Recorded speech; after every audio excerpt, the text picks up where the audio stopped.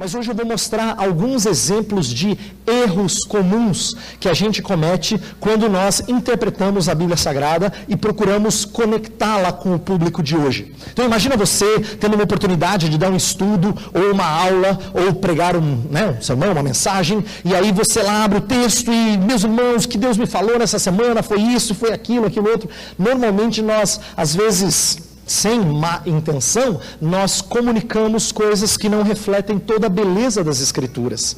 E nessa hora nós temos que meditar na riqueza da palavra de Deus. Então, eu quero falar sobre como se interpretação, ou como a gente chama em teologia, hermenêutica, levanta o sentido do texto, a aplicação trata com o significado, ou com a relevância, sua validade perene.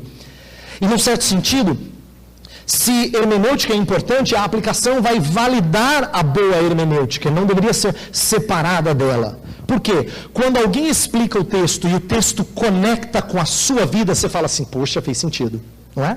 A gente não fala assim? Fez sentido para mim, quer dizer, falou comigo, comunicou comigo.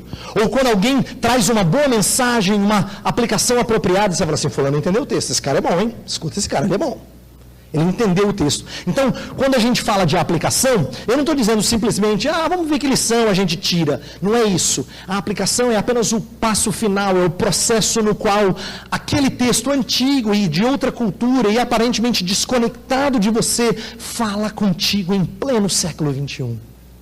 Então, a aplicação é um dos momentos gloriosos em que você vê Deus falando com você, em que percebe-se como a palavra de Deus continua sempre relevante.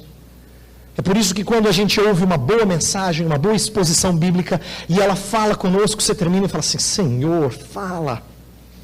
Que coisa maravilhosa o Senhor falou. Por quê? Porque houve boa aplicação. A gente não quer só instrução curiosa. Você sabia que a cidade tal, ela fica a 500 metros acima do nível do mar? Isso não tem validade, né? Isso tem validade se você diz assim, e você sabia que ter subido até lá, teve esse ou aquele desafio, aí a história fica bonita, porque o contexto histórico deu sentido a um esforço de um determinado personagem, ou coisa do tipo. Agora eu entendi porque que vale a pena saber que está 500 metros acima do nível do mar, entendeu? Mas ninguém ouve a palavra só para ter informação curiosa, ela quer que a palavra fale com ele. Então, nessa noite eu queria falar sobre como a aplicação é uma das maneiras mais preciosas de nós que ensinamos a Bíblia, revelarmos aos outros o que significa entendê-la. Só que eu quero falar do jeito invertido, eu quero falar de como muita gente não entende o texto sagrado, pela maneira como ele ou ela aplica esse texto, tá bom? Então eu vou falando aqui, cada vez que eu for falando de um erro diferente, eu vou citar 1, 2, 3, então quem quiser anotar, você vai anotando aí os nossos erros ou equívocos comuns na hora de aplicar o texto sagrado. O primeiro deles, que eu quero começar nessa noite, eu chamei de generalizações. Tá? Generalizações. Então vamos lá, deixa eu explicar o que é generalização. É quando você faz da aplicação algo que parece que sempre termina do mesmo jeito. Você conhece aquele tipo de pessoa assim, que é tão empolgado com a evangelização, que parece que não importa qual texto da Bíblia, sempre termina com o apelo de entregar sua vida para Jesus. Porque ele gosta de evangelizar, é a paixão dele.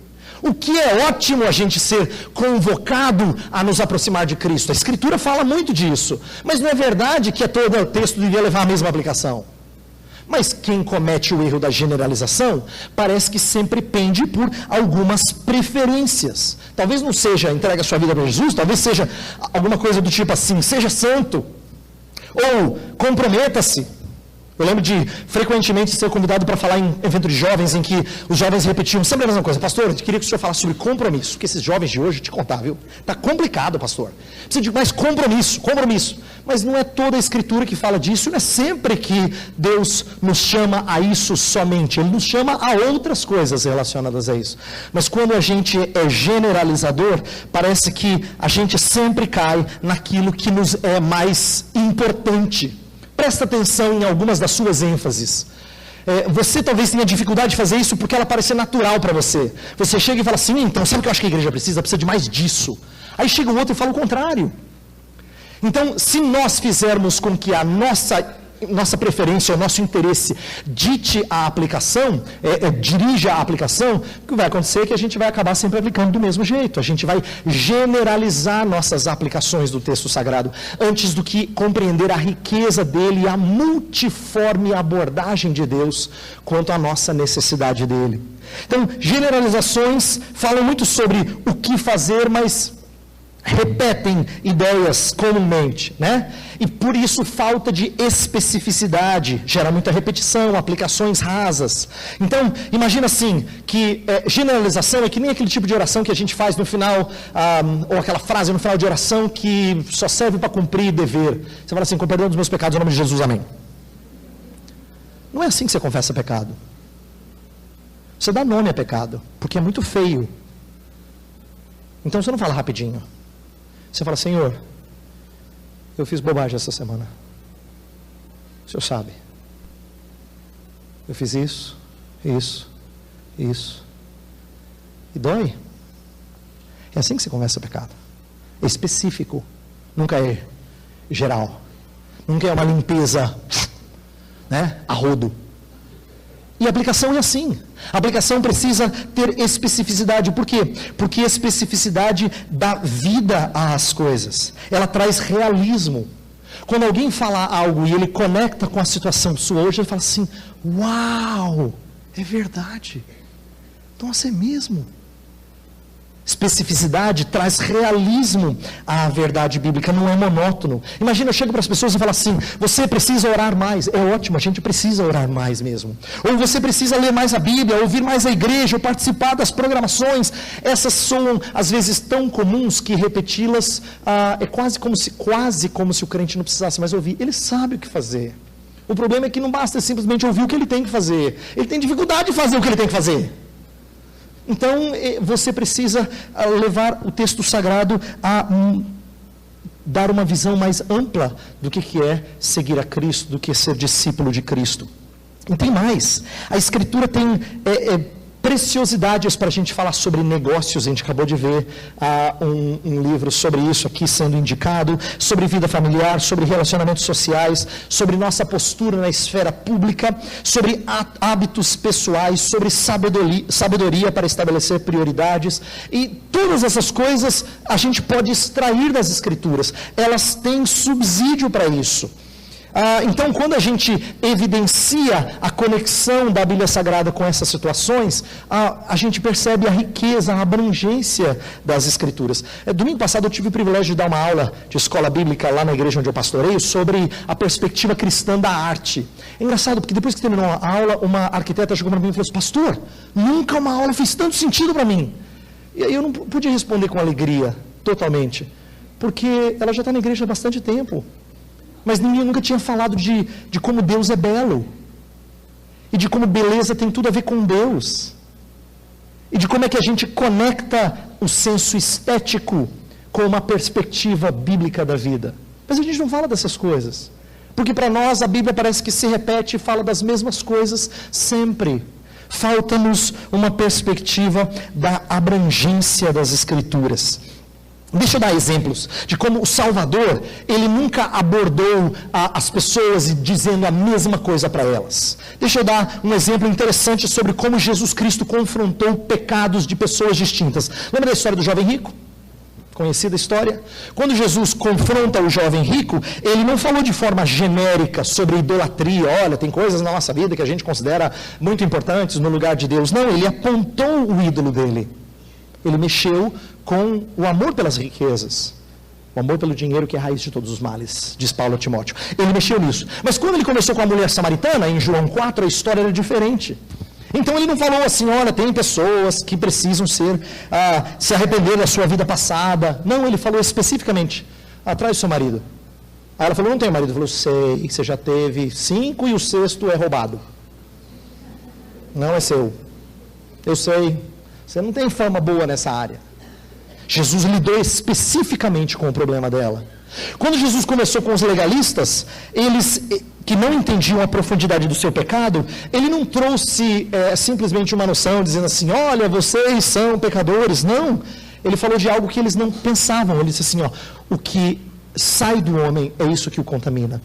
E os legalistas não ponderavam sobre isso. Eles ponderavam sobre o aspecto externo da pecaminosidade, mas eles não percebiam que isso provinha de um coração inclinado para o mal. E que o problema não estava na circunstância, ou no sistema, ou no governo, ou na cultura, estava no coração. Então percebe que Jesus lidou com homens e mulheres diferentes, abordando a questão do pecado, mas confrontando a perspectiva errada que cada um tinha. O primeiro achava que podia fazer alguma coisa para herdar a vida eterna. O segundo, a mulher samaritana, achava que se ela fizesse pergunta teológica para Jesus, talvez fosse suficiente. Jesus disse não. Deus quer adoradores que o adorem em espírito e em verdade. Estava levando ela a se arrepender, a abrir mão dessas coisas e confessar o seu pecado a Cristo Jesus. E o terceiro grupo eram pessoas que achavam que podiam, pelo cumprimento da lei, conseguir a aprovação da parte de Deus, e Jesus teve que mostrar que não. Então perceba que existe especificidade no nosso Salvador. Ele não é um generalista que fala de pecado de maneira genérica, ele trata de pecado de maneira específica, e ele usa isso na vida das pessoas. Um exemplo que eu poderia dar está em Efésios 5. Texto conhecido, eu mencionei ele hoje pela manhã na oficina, mas eu vou voltar nele para falar outra coisa.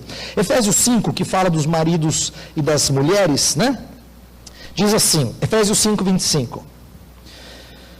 Maridos, amai a vossa mulher, como também Cristo amou a igreja e a si mesmo se entregou por ela.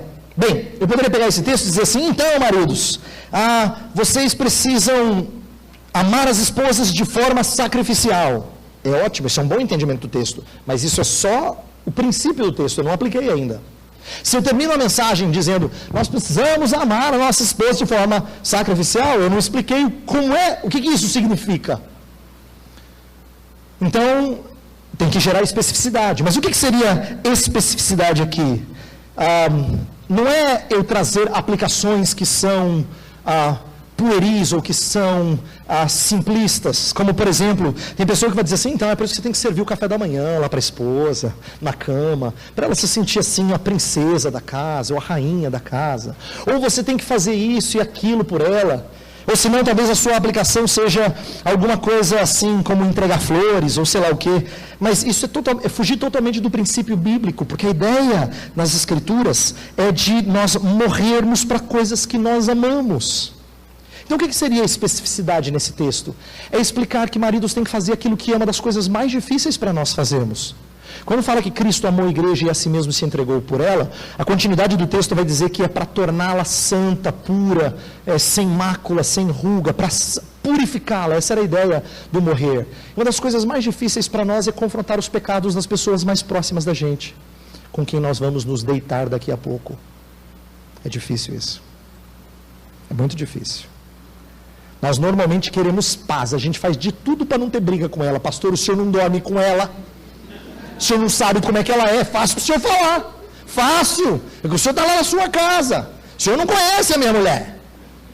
Então, e esse normalmente é o espírito de quem prefere fazer o possível para evitar conflitos. Mas isso não é amor sacrificial. Isso é comodidade. Amor sacrificial lida com pecado. E lidar com pecado é muito sujo, eu sei. Mas isso é amor sacrificial.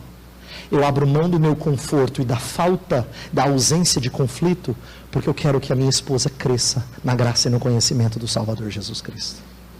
Isso é duro, eu sei que é, mas isso é morrer para Cristo. Isso é morrer a fim de que a esposa ganhe graça sobre graça, entendeu? Especificidade é a gente explicar como fazer as coisas mais difíceis que o texto sagrado nos ensina a fazer. Então, o que eu estou convidando você a fazer nesse primeiro ponto é não cair nessas generalizações em que a gente fala o que fazer, mas não explica como fazer. E não explica como os passos para isso. Seria a mesma coisa que eu dissesse assim, meus irmãos, olha, igreja para ser saudável precisa praticar disciplina eclesiástica. Você fala, é verdade, só que eu não falei nada de disciplina eclesiástica. Como é que você faz disciplina eclesiástica? O que tem que acontecer? Quais são os desafios? Quais são os passos? Por que é difícil aplicá-la na vida da igreja? Ou qual é a postura que você tem que ter quando você confronta um irmão em pecado? Isso tudo requer exemplos. Ensinar sobre isso exigiria tempo e o destrinchar das coisas. Então não adianta eu dizer algo genérico sem que eu entre nisso. Tá? Então o meu primeiro ponto é que quem generaliza não entendeu que a Escritura é abrangente. não entendeu a abrangência da Escritura. A Escritura não é genérica. Ela lida com questões específicas da sua vida.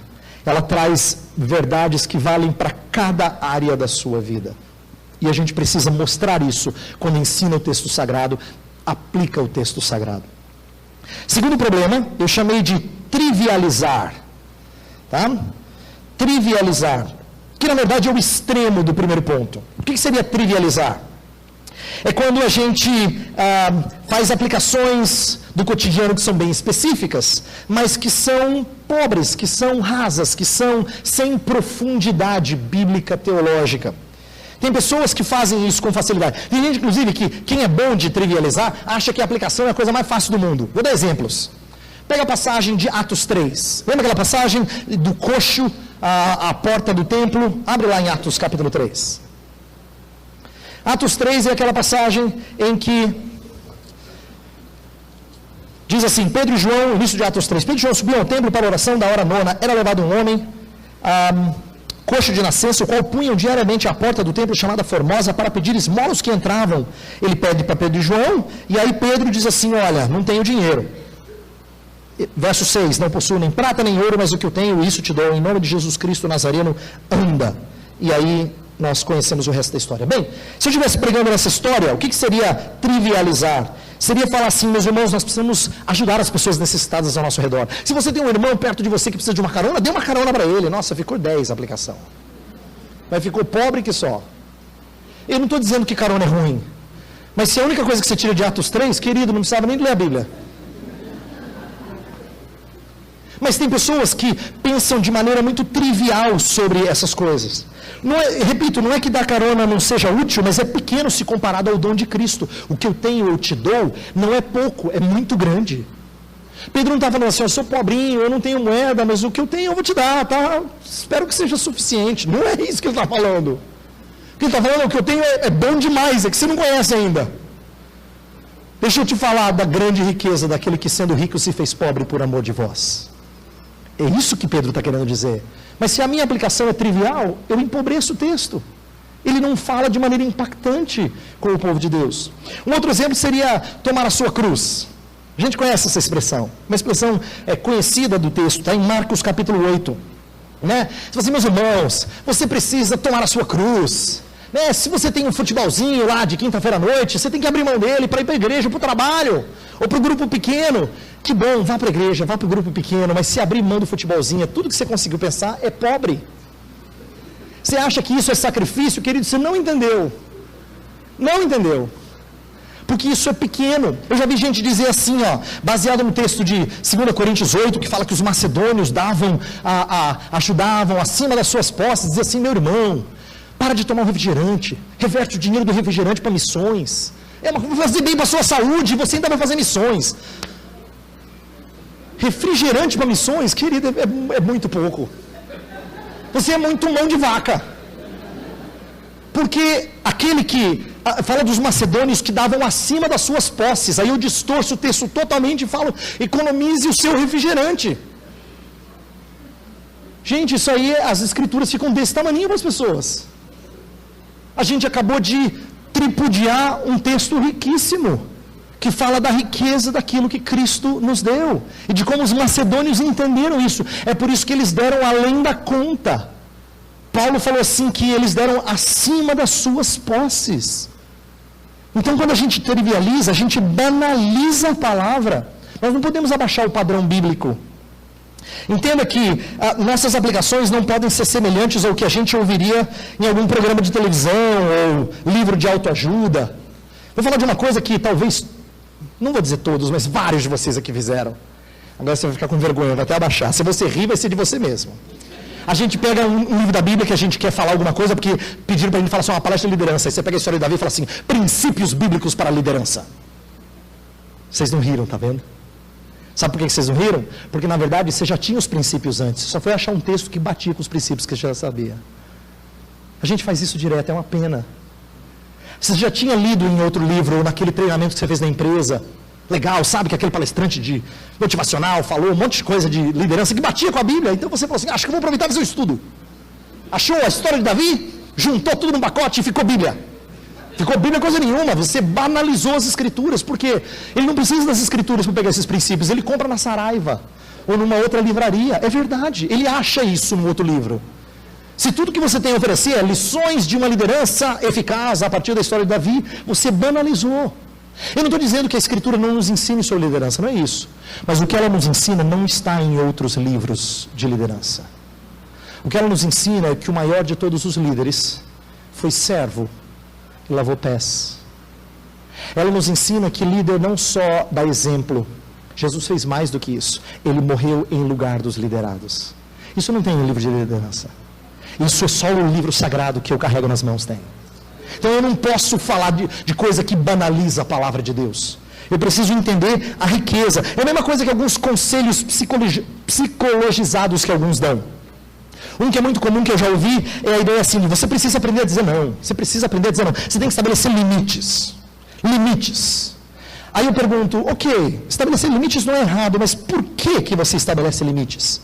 Qual é a razão por detrás de estabelecer limites? Aí a psicologia popular vai dizer assim: é porque você precisa de cuidar de si mesmo. Quem não cuida de si, não cuida do outro. Você precisa se amar. Você sabia que as Escrituras em lugar nenhum diz que você precisa se amar? Sabe por que ela não diz isso? Porque você já faz isso muito bem, ou melhor, muito mal. É verdade. A razão dela dizer assim, ó, ame o próximo como a si mesmo, é porque esse padrão é alto, mais alto do que você imagina. Amar o próximo como a si mesmo não é simples. E a gente acha que é. A gente tanto acha que é, que a gente fala assim: nossa, eu faço tudo para os meus filhos. Não faz nada. A razão de você fazer tudo para eles é porque eles são projeção sua. Você não faz isso para os outros que não são filhos. Isso mostra como não é simples para você amar o próximo como a si mesmo. Não é simples. Você se ama demais, pecaminosamente, eu diria. Como eu. Amar o próximo como a si mesmo é muito difícil. O padrão é lá em cima. E é por isso que eu não preciso dizer para você se amar. Você já se ama. Eu preciso dizer para você parar de se amar. O que a Bíblia ordena é amar a Deus e ao próximo. É isso que a Bíblia ordena. É isso que não é natural em você, não é natural em mim. Mas você percebe como às vezes as pessoas pegam ideias, dicas bonitas que elas ouviram na palestra aqui. Nossa, eu vi tão legal, aquele palestrante falou e tal. E aí a gente acha um texto da Escritura, joga alguma coisa lá e sai algo que a gente chama de palestra. Não é? Isso, na verdade, banaliza as Escrituras, isso trivializa as Escrituras. Por quê? Não é porque limite é errado. Entenda, não é o limite em si, estabelecer limites que é errado. Eu só quero que você entenda que às vezes estabelecer limite é egocêntrico. Já pensou se o Salvador Jesus Cristo estabelecesse limites? Limites no sentido assim, ó, desculpa, hoje não vai dar mais para curar. Complicado, já passou do horário, gente. Muitas vezes estabelecer limites pode e é sinônimo de egocentrismo, não é sacrificial. Estabelecer limites pode ser recomendável, mas perceba o seguinte: eu não estou dizendo que é errado, eu só estou dizendo que às vezes a gente não explica a motivação bíblica por detrás. Estabelecer limites é uma coisa ótima quando é uma pessoa que não sabe dizer não porque ela tem medo do que as outras vão pensar dela. Então, no caso dela, não é uma questão de poupar-se, é de ter coragem de não ser bem vista pelos outros. Faz bem isso. Porque temor de homens é uma coisa que nos corrói por dentro. Mas aí você está usando um princípio bíblico para falar algo. Temor de homens é um princípio bíblico, é por isso que a Bíblia fala muito do temor do Senhor. É porque o que a gente mais teme não é o Senhor. Somos uns os outros. Nós tememos as pessoas. Então você percebe como banalizar as Escrituras é a gente usar aquelas ideias que nós achamos aqui e acolá, que nós achamos bonitinhas, mas que trivializam o texto sagrado. E quem trivializa o texto sagrado não entendeu que a Escritura é profunda. Ela fala de coisas muito mais ricas do que guardar o refrigerante para missões, do que estabelecer limites para se amar mais, do que 7 passos para uma liderança eficaz na história de Davi. A Escritura é muito mais rica do que isso. E quem faz isso não entendeu a profundidade das Escrituras. É uma pena isso. É uma pena que o povo de Deus muitas vezes não tem sido alimentado. Sofre de inanição, porque alguns de nós, eu e você, nós trivializamos as Escrituras. Um terceiro problema, muito comum, e aqui eu vou bater em mais gente ainda. Se você riu até agora, agora você vai chorar. Porque agora nós vamos começar a mexer em coisas que nós fazemos com mais frequência. Eu quero falar do terceiro erro, que é a espiritualização. Espiritualização. Essa vai ficando cada vez mais... Essa é tão comum que na história da igreja ela foi chamada de alegoria. No nosso anseio de tentar transpor um texto antigo para os nossos dias, hoje, o método alegórico ficou muito famoso. Quando a gente estuda a história da hermenêutica, a gente associa com a chamada escola de Alexandria, que era famosa pelo método alegórico. Né? Eu vi uma vez uma história de um amigo que ilustra bem essa ideia que eu estou passando aqui. Ele disse que teve um sermão que o intrigou muito. O pregador estava pregando lá em Davi e Golias, a história famosa de Davi e Golias, e ele fez uma pergunta no início da mensagem. A pergunta era assim: se Davi poderia ter matado o gigante Golias com uma pedra, por que ele pegou 5 pedras? Meu amigo disse assim: gente, eu nunca tinha pensado nisso. Rapaz, essa introdução foi muito boa. Eu nunca tinha pensado nisso. Por que você acha que pegou 5 pedras? Aí meu amigo disse assim que ficou vidrado no sermão. Eu preciso ouvir essa mensagem, porque eu nunca tinha pensado nisso. Pois o pregador começou mostrando a riqueza do texto, e ele falou assim: meus irmãos, sabe o que é? É porque nós precisamos da pedra da fé, a pedra de coragem, a pedra da perseverança. E aí foi, né, no caminho da alegoria. Isso é comum nas igrejas. E mostra que, na verdade, a gente pode chamar a pedra do que quiser. Se quiser chamar a pedra do amor, não tem nada a ver com matar Golias, mas a pedra do amor, você chama de pedra do amor, né? Se você quiser botar outro nome na pedra, você bota, porque, na verdade, o texto sagrado foi para o saco, para o lixo. Você bota o que você quiser no texto. A alegoria faz dessas coisas. Ela não tem freio. Presta atenção. O espiritualizar, ele é problema porque normalmente ele descarta toda a relevância histórica, física, terrena do texto e faz uma analogia espiritual do texto para comunicar alguma coisa relevante. Mas quando ele faz isso, ele acaba sendo muito seletivo daquilo que ele quer alegorizar ou não. Lembra da história de Josué? Jericó? Josué 6, famoso, né? Então, é comum você ouvir pregadores que vão dizer alguma coisa assim: qual é a sua muralha? Qual é a sua muralha? Qual é a sua Jericó? Aí pronto, né? Aí todo mundo fala: meu Deus, a minha Jericó está lá em casa. Ou está na casa da minha esposa antiga, quando ela é solteira. Não é aquela Jericó, é fogo. Só que aí cada um pensa em uma coisa diferente. Agora presta atenção. Quando você está pregando no texto de Jericó, é muito conveniente falar qual é a sua muralha, qual é a sua Jericó. Mas ninguém pergunta assim: qual é a sua meretriz? E tinha uma meretriz na história, mas fica muito feio você dizer qual é a sua meretriz, né? Então qual é a sua meretriz? Opa, eu não, pastor, eu sou um homem direito, eu sou do bem, sou um homem santo.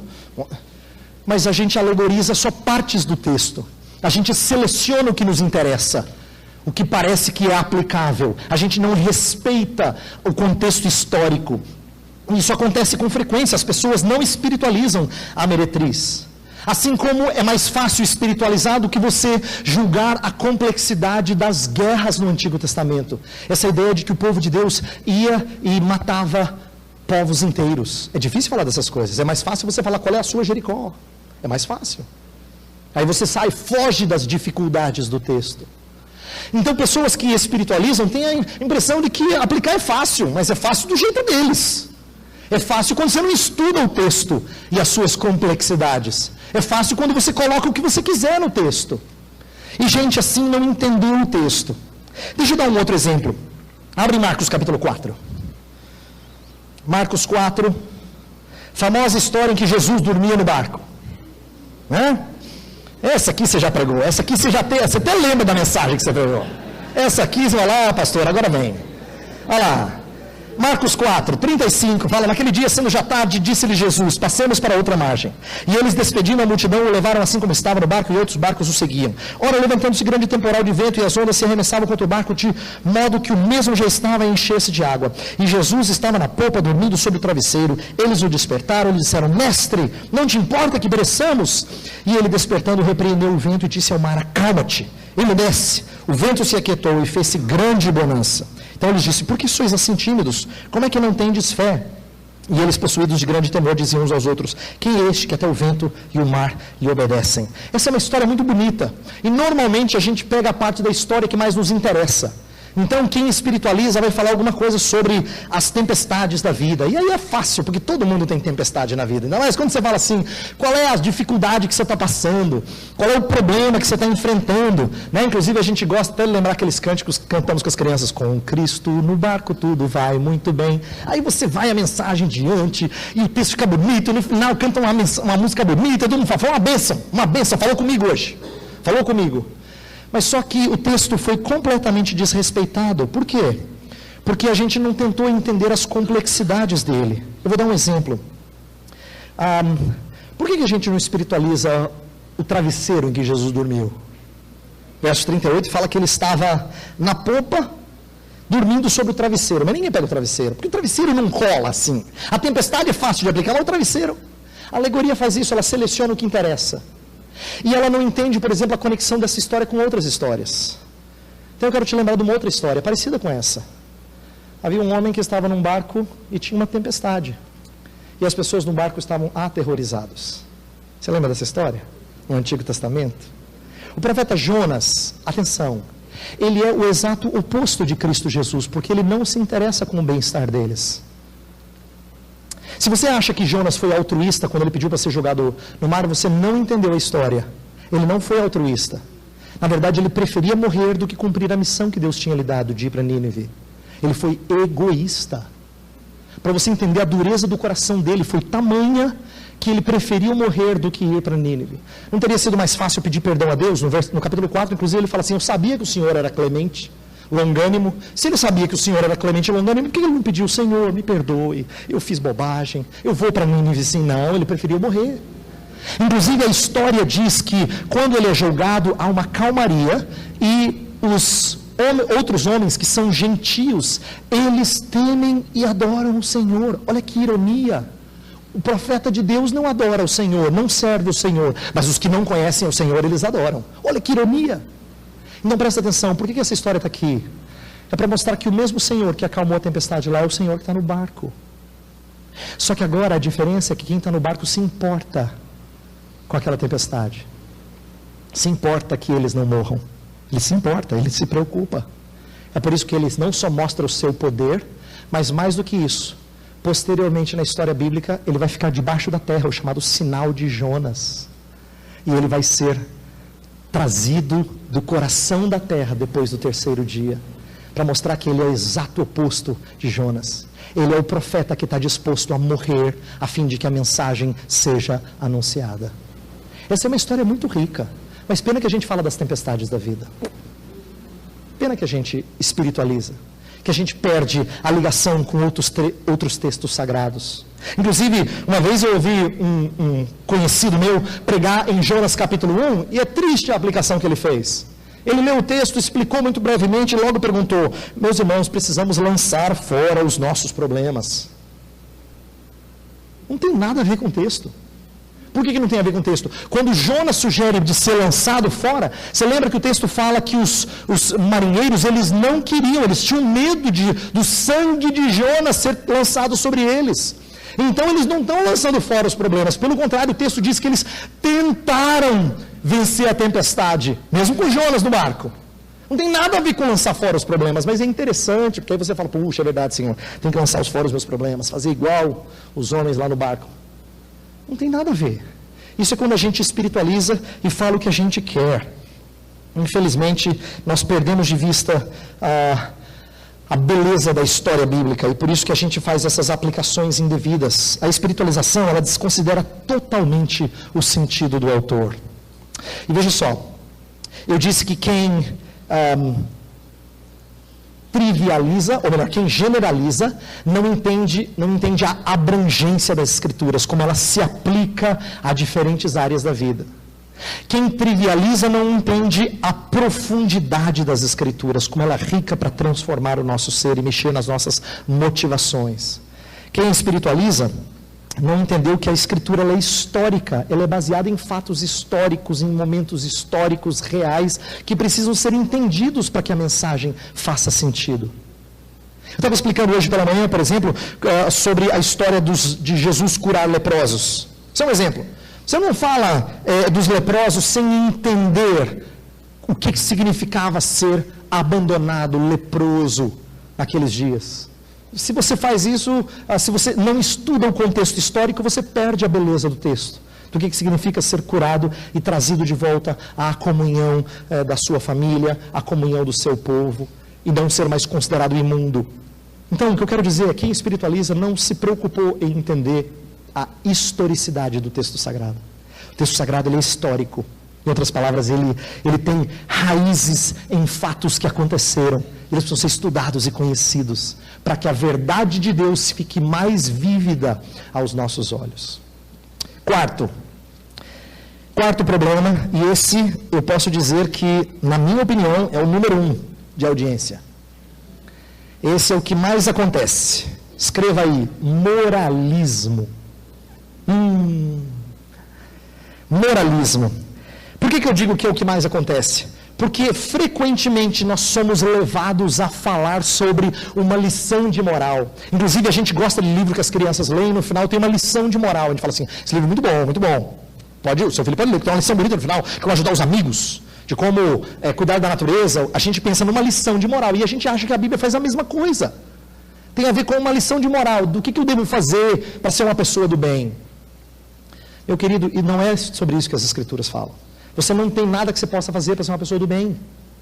Não é um livro de lição de moral, mas quer ver como a gente faz isso? Nós levamos as pessoas a imitar equivocadamente os personagens bíblicos. A gente toma uma história bíblica e nós logo encorajamos o ouvinte a se identificar com o personagem mais heróico da passagem. Aí você fala, seja como Davi, que lutou contra Golias, seja como Moisés, na hora que o mar não se abre, né, e clame ao Senhor, que o Senhor vai fazer abrir. Inclusive, se Ele não fizer abrir, Ele vai fazer você andar por sobre as águas. Está vendo? Você está querendo dizer assim, olha, seja leal, seja fiel, seja poderoso como esse, como aquele, ou seja como Abraão, que entregou o seu filho com fé, seja como Moisés, que intercedeu pelo povo, e assim por diante.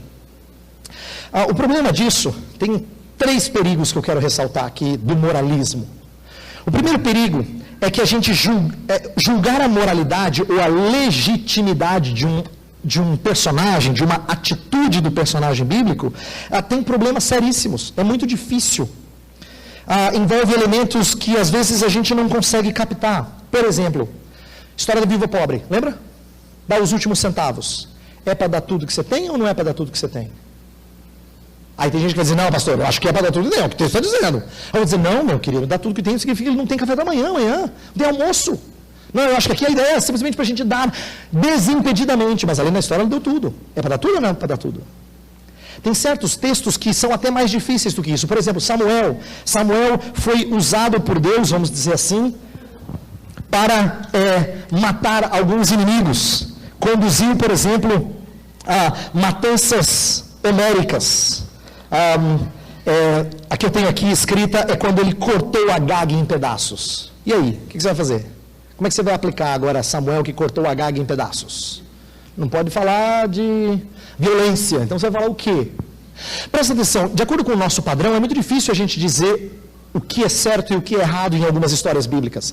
Pelo nosso padrão de pudor, a gente diria que o que Mical fez com Davi, quando repreendeu ele, porque ele estava dançando e apareceu coisa que não devia aparecer, a gente diria, pois ela fez muito bem, ela é decente.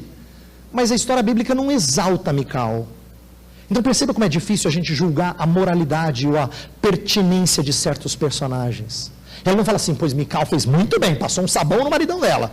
Falou que ele anda dançando aí com roupa inapropriada, mas o texto sagrado não faz isso. Quer ver? Outra história difícil, Jefté. Jefté faz aquele voto maluco dele, primeira pessoa que você vai entregar para o Senhor. E aí, a gente cumpre voto ou não cumpre voto? Aí vai dizer, pastor, é difícil, né? Porque tem um texto da Bíblia que fala assim, que se você não for cumprir, então é melhor que não votes. Eclesiastes. Então, se você votou, então... Como é complicado nós fazermos juízo sobre o que fazer e o que não fazer. Vou dar um outro exemplo clássico disso, fantástico. Judas, quando Judas critica porque aquele perfume caro foi derramado para honrar a Jesus Cristo, a gente conhece a história e a gente conta como uma coisa muito bonita, mas vamos lá, sejamos bem honestos, se um perfume com aquele preço fosse quebrado só para exalar perfume e deixar o ambiente agradável, você também ia dar uma criticadazinha. Ô, querida, podia dar para a igreja, meu irmão. Ofertava lá para a conferência teológica, pagava um monte de palestrante o perfume, né? Pagava os custos, pagava o local, energia, porque o perfume era caro, e a Escritura revela quão caro era. Mas é engraçado, né? Como a gente sabe que é Jesus na história, a gente fala, pode. Mas nós não estamos acostumados a desperdiçar coisas caras assim. Então você percebe como é difícil avaliar a moralidade e a precisão, a prudência de certos personagens? Esse é um primeiro problema, mas tem outros piores. Segundo problema da gente praticar o moralismo é que a gente escolhe o personagem sempre de forma antropocêntrica. Sempre de forma antropocêntrica. O que eu quero dizer com isso? Costumeiramente a gente escolhe os heróis da história com os quais nós queremos nos identificar. Frequentemente é assim. Você quer se identificar com um herói. Nisso você não é nada diferente das crianças. Por que filme de super-herói faz sucesso com as crianças? Porque elas sempre querem ser o Capitão América. Ou o Homem de Ferro. Ou o Batman, ou quem quer que seja. Sempre. Ela nunca é o vilão. Não, ninguém quer ser o vilão. Ninguém quer ser também aquele personagem que passa no filme rapidinho, assim, numa cena. Não. Você quer ser alguém significativo. Desde pequena ela tem um coração inclinado para isso. Ela quer estrelato. Isso está na gente. E nós damos comida para esse sentimento de estrela quando a gente fala que na história de Abraão, nós somos Abraão que temos que entregar tudo para Deus, né, com fé. Por que a gente não se identifica com Isaac? Mas nessa história a gente nunca se identifica com Isaac. Quando você prega sobre o bezerro de ouro, a gente quer se identificar sempre com Moisés, nunca com o povo idólatra. Quando você prega Davi e Golias, é sempre Davi, nunca o gigante ou o povo amedrontado, como eu citei a história do Matt Chandler antes da mensagem. Presta atenção. Abraão entregando Isaac, Moisés intercedendo pelo povo na época do bezerro de ouro, né? naquela história. E Davi matando Golias, não são atos redentores próprios do nosso Deus? Então seria muito mais justo você identificar esses atos como apontando para o seu Salvador, não para você. Mas quem é moralista sempre acha que você se identifica com aquele personagem. Esse é o problema. E a gente escolhe esses personagens de maneira equivocada. Eu quero dar um outro exemplo. Abre agora a passagem em Mateus capítulo 14, por favor. Abra sua Bíblia lá em Mateus 14. Mateus 14, a partir do versículo 22, a famosa história em que Jesus anda por sobre as águas, tá? Então vamos lá. O texto fala que, verso 24 em diante, o barco já estava longe, a muitos estádios da terra, açoitado pelas ondas, o vento era contrário. Na quarta vigília da noite foi Jesus ter com eles andando por sobre o mar. E os discípulos, ao verem-no andando sobre as águas, ficaram aterrados e exclamaram: é um fantasma! E tomados de medo, gritaram. Mas Jesus imediatamente lhes disse: tende bom ânimo, sou eu, não temais. Respondendo-lhe Pedro, disse: se és tu, Senhor, manda-me ir ter contigo por sobre as águas. E ele disse: vem. E Pedro, descendo do barco, andou por sobre as águas e foi ter com ele. Reparando, porém, na força do vento, teve medo e, começando a submergir, gritou: salva-me, Senhor. E prontamente Jesus, estendendo a mão, tomou e lhe disse: homem de pequena fé, por que duvidaste? Subindo ambos para o barco, cessou o vento. E os que estavam no barco o adoraram, dizendo: verdadeiramente és filho de Deus. Pregar nessa passagem, a aplicação mais comum que eu ouço, e eu já ouvi ela inúmeras vezes, é a gente se identificar com Pedro. Então, quando eu falo de identificação, eu não estou dizendo simplesmente identificar-se com os bons personagens, ou com as coisas boas que eles fizeram. Mas eu estou dizendo que uma visão antropocêntrica falaria o quê? Diria assim, assim como Pedro, você precisa assumir os riscos, sair do barco, enfrentar tempestades e não olhe para o vento. Mas quando você olha para o vento, você afunda, você precisa de Jesus. Nossa, pareceu que a mensagem ficou linda, porque no final falou que você precisa de Jesus. Mas o problema é que a gente perdeu de vista que o personagem Pedro não é o principal da história. Eu tenho uma novidade para você. Depois você verifica na sua Bíblia, os textos paralelos não têm a história de Pedro, sabia? Os textos paralelos nos evangelhos não contam Pedro andando por sobre as águas. Por quê? Não é a parte principal da história. Sabe qual é a parte principal? É quando eles acham que Jesus é um fantasma, e eles perguntam: é um fantasma? Ele fala: não, sou eu. Isso remonta ao Deus Eu Sou, que tinha total controle sobre o mar. Jesus estava se apresentando igual aquele Deus poderoso, grandioso, que podia dizer para o mar assim, ó, e ele repartia. Jesus estava dizendo, eu tenho controle dessas coisas, não tenho medo, sou eu. Eu sou. Jesus estava se apresentando como grande e glorioso Deus, mas não, a gente fala de Pedro, assumir risco, olhar para o vento. E eu não estou dizendo que não haja aplicabilidade disso, eu estou dizendo de como a gente rapidamente vai para isso, porque nós somos moralistas de mentalidade. A gente quer tirar uma lição do que eu faço, o que eu não faço. A gente para de olhar para aquele que cria, aquele que fez todas as coisas por nós. O personagem principal de toda a história bíblica é o nosso Deus. De toda a história bíblica. E se você se identifica com pessoas, com personagens, você perdeu isso de vista. O problema disso é que, quando a gente faz escolhas com qual personagem se identificar, a gente acaba sendo subjetivo, aleatório, é uma escolha arbitrária. Tem um terceiro perigo desse moralismo, que é desprezar a história da redenção. Por que eu fiz a conexão de Jesus Cristo com o Deus do mar? Eu estava conversando com os irmãos que me trouxeram para cá, hoje à noite, de uma música muito linda que um compositor cristão fez, em que na primeira estrofe ele contou os feitos de Deus no Antigo Testamento, os milagres, e na segunda estrofe ele contou os milagres de Jesus Cristo com a mesma métrica, a mesma composição, para mostrar inclusive musicalmente como Jesus é o mesmo Deus dos grandes milagres do Antigo Testamento. Olha só que beleza artística. E por que isso é bonito? Porque Jesus Cristo não multiplica o pão à toa. É porque o verdadeiro Deus trouxe pão do céu. O maná. É por isso que ele multiplica pão. Ele queria que as pessoas entendessem quem ele era. Jesus não anda por sobre as águas à toa. É porque Deus no Antigo Testamento controlava as águas. Jesus não cura as pessoas à toa, porque o Deus do Antigo Testamento curava pessoas.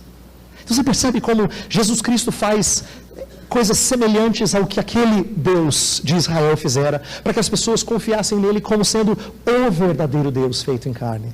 Existe uma razão e uma história bonita que conecta aquela passagem pequenina à grande história que apresenta Jesus Cristo.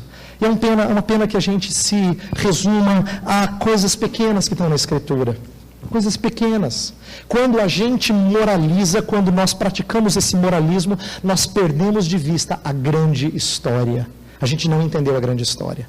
A gente fica ali detido naquela historinha, naqueles poucos versos, e não consegue conectar com a história grandiosa da redenção em Cristo Jesus. Eu acho uma pena isso, nós fazemos isso com frequência. Frequentemente você vem para a igreja querendo ouvir uma mensagem do pastor em que fale diretamente com você, para que você, na segunda-feira, tenha alguma coisa para você utilizar. É muito pequena a sua visão, muito pequena a minha visão quando eu ajo assim. Por quê? Porque a gente acha que a Bíblia tem a ver com a minha história. E aí assim, Deus pode entrar na minha história e fazer maravilhas. Não, querido, não é assim que funciona. É você que entra na história dele, é muito maior. Não é ele que entra na sua história, é você que entra na dele, a história é dele. E quando você faz parte da história dele, você faz parte de algo grandioso. E é sempre bonito fazer parte de algo grandioso. Eu me lembro da ilustração conhecida, citada em alguns livros, que diz que 3 trabalhadores da Idade Média estavam construindo uma catedral. E aí pararam e perguntaram para o primeiro, o que você está fazendo? Ele disse assim, eu estou mexendo com tijolo. Aí perguntaram para o segundo, o que você está fazendo? Ele disse assim, eu estou fazendo argamassa. Aí perguntaram para o terceiro, o que você está fazendo? Ele falou, estou construindo uma catedral. Enche o peito para falar assim, eu estou construindo uma catedral. Por quê? Perspectiva da grande história muda a nossa perspectiva dessa vida. Mas é uma pena que a gente conte as Escrituras como se ela fosse pequena. Como se ela não desse uma visão grandiosa desse Deus glorioso que vai remir todas as coisas e reconciliar consigo mesmo todas as coisas nos céus e na terra. Nossa perspectiva da história cristã, ela costuma ser pequena. E quando ela é pequena, nós não entendemos o texto sagrado. Quem moraliza não entendeu a grande história na Escritura. Então eu quero terminar dizendo o seguinte. Quando você expõe o texto sagrado, mas na hora de aplicar, você generaliza, ou trivializa, ou espiritualiza, ou pratica esse moralismo, você perde por dar o sentido rico das Escrituras para as pessoas. Você não entendeu. Sim, é livre exame, mas não é livre interpretação. Esses textos têm coisa muito mais profunda, muito mais abrangente, muito mais gloriosa para ser apresentada. Eu gostaria que Deus usasse você, não só eu, não só os outros palestrantes, mas você, para que na igreja onde você serve, as pessoas tivessem uma visão gloriosa do seu Rei. Que elas olhassem para Cristo Jesus e o amassem cada vez mais. que ele ficasse grande aos nossos olhos. Eu gosto demais da ilustração que eu ouvi sobre as Crônicas de Nárnia, do C.S. Lewis, né? Tem um momento das Crônicas de Nárnia em que a Lucy, aquela pequenininha, ela volta para a Terra, né? E aí fica um ano lá, e depois entra no armário de novo e volta a Nárnia, aquela história fantasiosa. E lá ela se depara com Aslan, o gigante, o leão. E ela olha para aquele leão, grande aos olhos dela, e fala assim: Aslan, como você cresceu? Aí o Aslan responde para ela: eu não. Quem cresceu foi você. O que o C.S. Lewis estava ensinando para as crianças? Que o leão fica maior quando eu cresço na graça e no conhecimento de Jesus Cristo. Entendeu? O leão fica grande. Ele fica maravilhosamente grande. Ele é o mesmo, ele não mudou. Ele é o mesmo. Mas quando eu cresço, ele fica grande. Quando as Escrituras falam comigo de maneira profunda, ele fica glorioso aos meus olhos.